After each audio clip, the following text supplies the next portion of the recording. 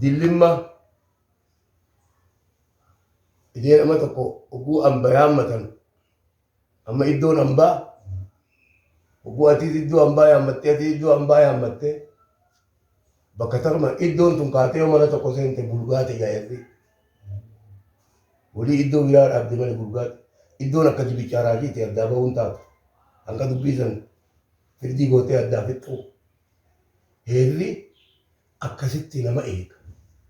heerri akkasitti iftiisa heera dubbanna jedhanii mana kanaa seenaa mana isaanii seenaa hambayyaan hin jirtu Oromoo kana muru iddoon takka eega iddoon tun eenyuu yaama iddoo rabbii jedha iddoon rabbii tanuma teeysee lameen dhiiga wal gannaqe haa ta'u lameen wal dhabe haa ta'u kan deeroo wal dhabe haa ta'u deeroo dhiiga xiqqa jeen heerrini wanta takka kadhatteet kan tana san hin fuudhin haatee kabiraa fuudhu heerri manatti waasinaa seesine dhaddacha deeroon dhiiga xiqqa jeen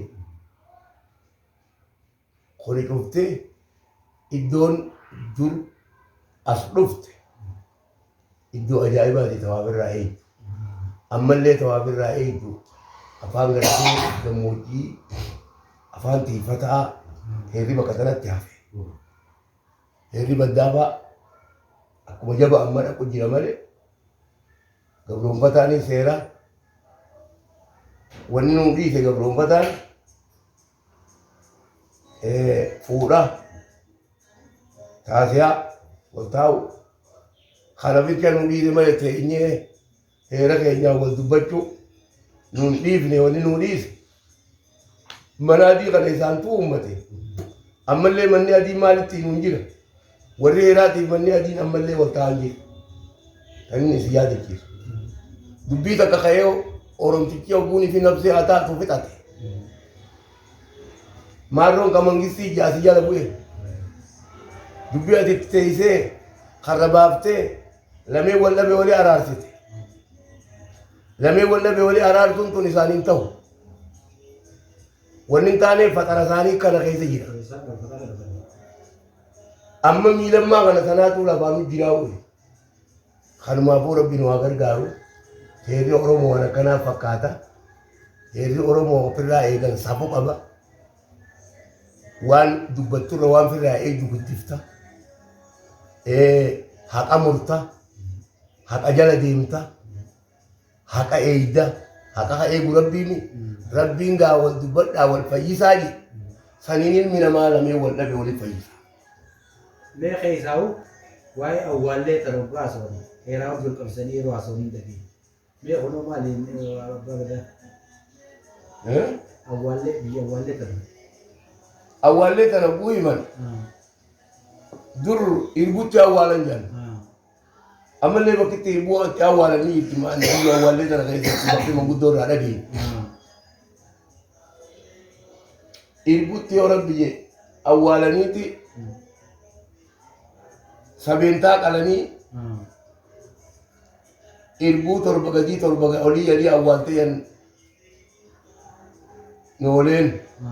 gun dhabe waan manguddoo irraa facaasii bakka jantana dhiigatti facaasan jan facaasii fuulasii dura jirti horoodaa kana fuula dura facaasiin jirti fuuluma isaa dura kana biyyoo awwaallee jedheen sumsumni tokko jira irbutti awwaalanii jedhan kun awwaalleen sun maali illee gaggaaban dhagaa diblee jedhanii jiran maa subbata bira dhagaa diblee kana dur Oromoon nama beekaa nama jeese heera Oromoo keessatti ni jeefti dhagaa diblee sanatti nama hidhanii nama namni raajee naagarraa muradhu jedhanii achi dhagaa diblee sanuun quuftuu jira darban jedhan Oromoon nama beekaa nama jeese hijaan nama jeese kana godhiyaan nama danuu nama jeese haa ammuma ollolee beekaa malee waan ajjeese guma fuuti namatti yaadee nama kanumaan ajjeese jee hijaa kaayyatee nama jeese guutti milkanol heerri Oromoo mana kololoo jedhe akkasitti gaa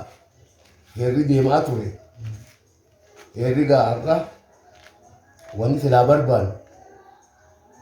abbootiin heera kana tumte tayoo rabbiyyee gaafa raabaa doorii murte doora mutan heera amata dhibbaan dura lakkaa'u ka gaafaa waan ilmi namaa kun dachii namaarra qaaliin jiru gaafasii rabbiin gaa heera kana akkatti wajji bullu ormi kun yoonii fi qaxiin akka rooba baranaa kaan dhufte dila kanammaa yoo kunuuxaa mudiree nama keessa inyee baatii meekanuma kadhannu Oromoon uffoo walitti dhuftee rooba kadhattu eenyuuf eenyuun wal lole jedha eenyuuf eenyuun waan nyaatu hin qabne jedha eenyuuf eenyuun toora biyya gurraacha dhuga jedha kasaan qabne karabbii isaa dhoorte naat dabarsaaf jedha